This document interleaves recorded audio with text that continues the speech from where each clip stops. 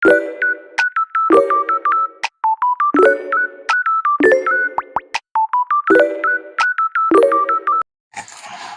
everyone, it's me Marlene Evangelio. So karon, day 5 na di ay sa paghimo nako sa official routine nako, no. So every night gid siya nako ginahimo. So ang ginahimo nako is 1 teaspoon of honey and 2 tablespoon of milk, and then the 1 teaspoon of cornstarch. So day 5 na din ako ni siya ginahimo. So kung i-try ninyo ni siya, sobrang effective. So, nagbutang ako honey. Sobrang effective yun siya. Di yun mo magmahay. Makuha lang ninyo sa, sa kusina. Siyempre, dali lang siya buhaton. Dayon, maputi ang imong face. Ina akong face, ni puti siya. Effective dyan ni siya. Oo dyan mo sa kuha. Mo dyan yung day 5 na nako, pero na siya improvement. Wala na ko'y cornstarch. So, nigamit na ko og flour. Kaya nahurot ng cornstarch. Pwede lang yapon ang cornstarch ni mo siya gamiton. Pero 1 teaspoon lang siya. Oo. So, tinuod lang. Effective yun siya. Katong mga dry skin na face lang, lalo na sa mga nasa Middle East, sobrang dry. Kung dili bitaw ka magbutang kuan, kung magbutang na maglagay ng moisturizer sa mukha, ayun ako, yung mukha mo parang kulubot. Oo. Ito lang ginagamit ko every night, pati yung kasama ko. So, sa ginagawa ko ngayon, dalawa ng nito magamit.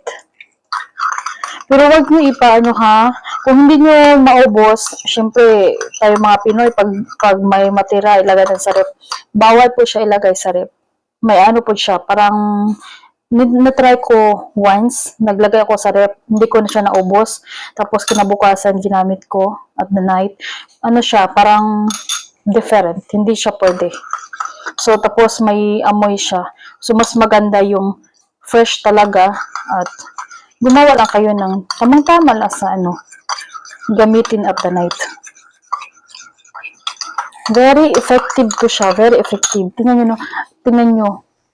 Yung morning, naglagay lang ako ng sunblock. So, until morning lang ako, hindi na ako nagkuhan. Pero, tingnan nyo yung face ko, hindi siya nag-dry.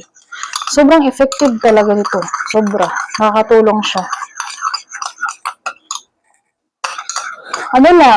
Cornstarch, milk, and honey. Yun lang. Ito na siya.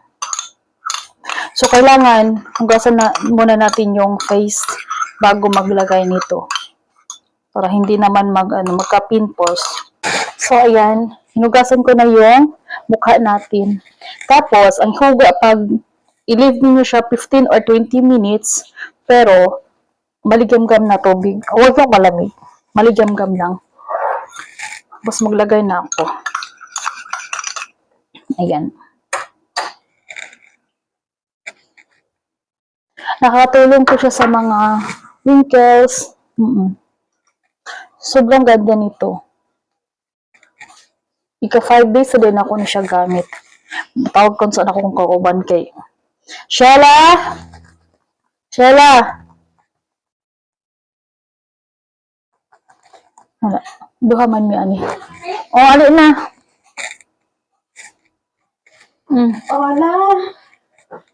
Oh, madali. Wala. So, pag dili na mo siya mahurot, gamay laman ang nawong. So, hindi siya mahurot. Ibutang siya sa kamot.